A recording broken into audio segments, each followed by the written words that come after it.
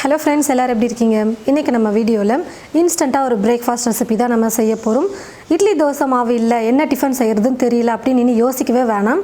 இன்ஸ்டண்ட்டாக நல்லா சூப்பராக எல்லாருக்கும் ரொம்ப பிடிக்கக்கூடிய வகையில் நம்ம ஒரு பிரேக்ஃபாஸ்ட் ரெசிபி தான் பார்க்க போகிறோம். வாங்க எப்படி செய்கிறதுன்னு பார்க்கலாம். ஒரு பவுலில் 1 கப் அளவுக்கு ரவையை சேர்த்துக்கிறேன். வறுத்த ரவை, வறுக்காத ரவை, நீங்கள் எந்த ரவை வேணால் யூஸ் பண்ணிக்கலாம். நல்லா பொடியாக இருக்கிற ரவையை பார்த்து எடுத்துக்கோங்க. ரவை எடுத்த அதே கப்பில் 1/2 கப் அளவுக்கு தயிர் சேர்த்துக்கிறேன். 1/4 ஸ்பூன் அளவுக்கு சோடா உப்பு சேர்த்துக்கிறேன். சோடா உப்பு ஆப்ஷனல் தான், சோடா உப்பு சேர்க்காமலும் செய்யலாம். சோடா உப்பு சேர்த்து செய்யும்பொழுது ஊத்தப்பம் இன்னும் நல்லா சூப்பராக வரும். உப்பு தேவையான அளவுக்கு சேர்த்துக்கிறேன்.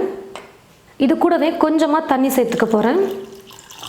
தண்ணி மொத்தமாக ஊற்றாமல் கொஞ்சம் கொஞ்சமாக சேர்த்து மிக்ஸ் பண்ணிக்கலாம். ரொம்ப தண்ணி ஆகிடக்கூடாது, அதனால் கொஞ்சம் கொஞ்சமாக சேர்த்துக்கிறேன். நான் உருண்டைகளெல்லாம் எதுவுமே இல்லாமல் நல்லா நைஸாக கரைச்சிக்கோங்க.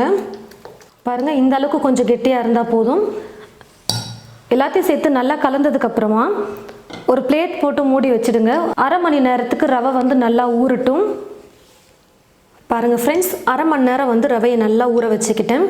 எவ்வளோ தண்ணி சேர்த்து நம்ம மிக்ஸ் பண்ணியிருந்தோம் பாருங்கள். ரவை நல்லா ஊறி இப்போ கெட்டியாக வந்திருக்கு.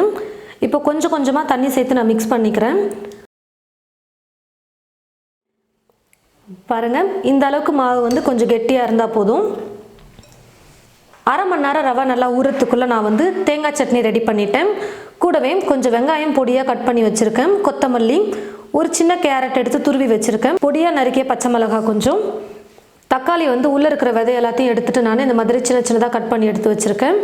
ரவை ஊறத்துக்குள்ளவே நீங்கள் இதெல்லாம் ரெடி பண்ணிக்கிட்டிங்கன்னா ஊத்தப்பம் செய்கிறதுக்கு கரெக்டாக இருக்கும். கல் நல்லா காஞ்சதுக்கப்புறமா இப்போ நம்ம மாவு ஊற்றிக்கலாம். ரொம்ப மெல்லிசாக ஊற்றக்கூடாது, கொஞ்சம் மொத்தமாக இருக்கிற மாதிரி தான் நம்ம செய்யணும் ஊத்தாப்பம் எப்போவுமே. இப்போ இதுக்கு மேலே கொஞ்சம் வெங்காயத்தை தூவிக்கிறேன். ஸ்டவ்வை மீடியம் ஃப்ளேமில் வச்சுட்டு மாவு ஊற்றிட்டு அதுக்கப்புறம் எல்லாம் சேர்த்ததுக்கப்புறமா தீ ஃபுல்லாக வச்சு நம்ம குக் பண்ணிக்கலாம். கொஞ்சமாக பச்சை மிளகாய் சேர்த்துக்கிறேன். பச்சை மிளகாய் ஆப்ஷனல் தான், வேணான்னா நீங்கள் ஸ்கிப் பண்ணிக்கலாம். கொத்தமல்லி, கேரட், தக்காளியும் ஆப்ஷனல் தான், வேணான்னா நீங்கள் ஸ்கிப் பண்ணிக்கலாம். கரண்டியை வச்சு கொஞ்சம் லைட்டாக அப்படி ப்ரெஸ் பண்ணி விட்டிங்கன்னா மாவில் நல்லா ஒட்டிக்கும். இப்போ ஸ்டவ்வை ஃபுல்லாக வச்சுட்டு நான் குக் பண்ணிக்கிறேன். எப்போவுமே மாவை தோசைக்கல்லில் ஊற்றும் பொழுது ஸ்டவ்வை கொஞ்சம் குறைச்சிட்டு மாவு ஊற்றுனதுக்கப்புறமா நீங்கள் தீ ஃபுல்லாக வச்சு குக் பண்ணுங்கள். மேலே கொஞ்சம் எண்ணெய் சேர்த்துக்கிறேன்.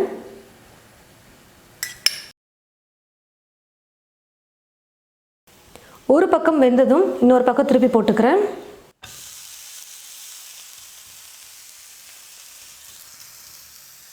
ரெண்டு பக்கமும் ஊத்தப்பம் வெந்ததுக்கப்புறமா எடுத்துக்கலாம். இது போலவே நம்ம கரைச்சி வச்சுருக்கிற எல்லா மாவையும் நம்ம தோசைக்கல்லில் ஊற்றி ஊத்தப்பம் செஞ்சு எடுத்துக்கலாம். பாருங்கள் ஃப்ரெண்ட்ஸ், இன்ஸ்டண்ட்டாக ரவையில் ஊத்தப்பமும் கூட சிம்பிளாக தேங்காய் சட்னியும் ரெடி பண்ணிட்டேன். ரொம்ப டேஸ்டியாக சூப்பராக நம்ம இன்ஸ்டண்ட்டாக ரவை ஊத்தப்பம் ரெடி பண்ணிட்டோம். நீங்களும் இது போல் உங்களுடைய வீட்டில் மார்னிங் பிரேக்ஃபாஸ்ட்டோ இல்லை நைட்டு டின்னரோ சிம்பிளாக இது போல் இன்ஸ்டண்ட்டாக ட்ரை பண்ணி பாருங்கள். ட்ரை பண்ணி பார்த்துட்டு எப்படி இருக்குன்னு மறக்காம கமெண்ட் பாக்ஸில் கமெண்ட் பண்ணுங்கள். இந்த வீடியோ மற்றவங்களுக்கும் ஷேர் பண்ணுங்கள். இது போல் நிறைய ரெசிபிஸ் பார்க்க என் சமையல் என் சுவை சேனலை மறக்காமல் சப்ஸ்கிரைப் பண்ணுங்கள்.